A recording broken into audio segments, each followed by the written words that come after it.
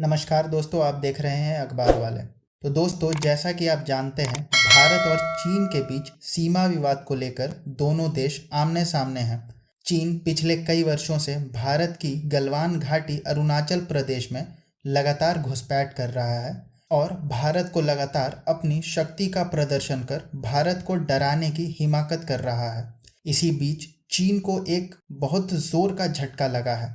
यह झटका ऐसा वैसा नहीं है, बल्कि चीन की सेना से जुड़ा है, जिसमें चीन ने अपने एक कमांडर को खो दिया है। इतना ही नहीं, चीन के सैनिक भी गंभीर बीमारियों से जूझ रहे हैं। दोस्तों, आपने वह कहावत तो ज़रूर सुनी होगी कि युद्ध से पहले हमें दुश्मन के बारे में अधिक से अधिक जानकारी को इकट्ठा करना चाहिए, नहीं तो युद्ध में परिणाम कुछ भी निकल सकता है।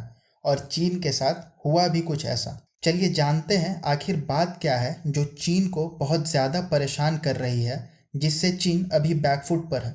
जैसा कि हम जानते हैं, पिछले साल गलवान घाटी में दोनों देशों के बीच झड़प हुई। इस झड़प में भी चीन को भारी नुकसान हुआ। इस नुकसान की भरपाई करने के लिए चीन ने अपने सैनिकों को हिमालय के पर्वत पर तैनात कर दिया, लेकिन वहां के मौसम और हालात का अंदाजा बिल्कुल भी नहीं था। चीन तो सिर्फ भारत से दुश्मनी बढ़ा रहा था, लेकिन उन्हें एक ऐसे खतरे का सामना करना पड़ा जिसके लिए उनके सैनिक और उनके कमांडर तैयार नहीं थे। गलवान घाटी हिंसा के बाद चीन भारी मात्रा में अपने सैनिकों की मौजूदगी को बढ़ा रहा था, लेकिन अब इन सैनिकों को धीरे धीरे गंभीर बीमारियों ने जकड़ रखा है। अधिकांश सैनिकों को पेट की बीमारी, कैंसर की बीमारी, स्किन की बीमारी से जूझना पड़ रहा है। इसी खबर को लेकर साउथ चाइना मॉर्निंग पोस्ट में एक आर्टिकल छपा कि चीन के जनरल कमांडर ज़ैंग ज़ुडोंग की मृत्यु हो गई है। उनकी मृत्यु का कारण कैंसर और गैस्ट्रोइंटेस्टाइनल प्रॉब्लम को बताया जा रहा है। इतना ही नहीं, इनके जनरल पद से हटने के बाद जू जिलिंग ने कमान संभाली और लगभग 2 महीने के बाद उन्होंने भी अपने पद को छोड़ दिया। उनकी भी तबीयत गंभीर बताई जा रही है।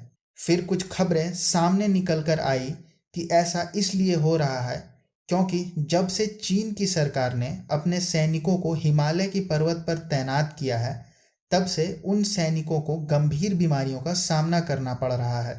उनके सैनिक वहां के इन्वायरमेंट को झेल नहीं पा रहे हैं, जिसके कारण उनकी तबीयत लगातार खराब हो रही है।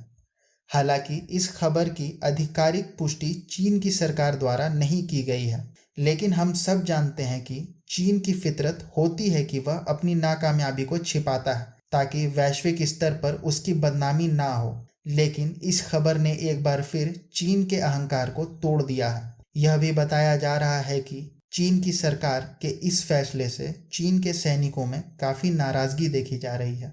इसी तरह से एक बार फिर चीन की फजीहत हुई है और चीन के सैनिक भारत से युद्ध करने से पहले ही अपने हथियार को डाल चुके हैं। इसी के साथ उसका घमंड भी टूटा कि भारत को हराना इतना आसान नहीं है।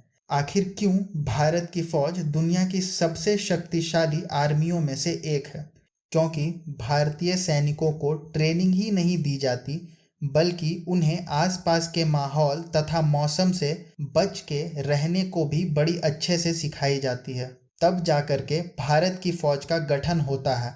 सिर्फ विनाशकारी हथियारों को रखने से कोई मजबूत नहीं होता, बल्कि उन हथियारों के पीछे खड़े सैनिकों का भी जिगरा होना बहुत आवश्यक है, वरना आपकी सारी शक्ति धरी की धरी रह जाती है।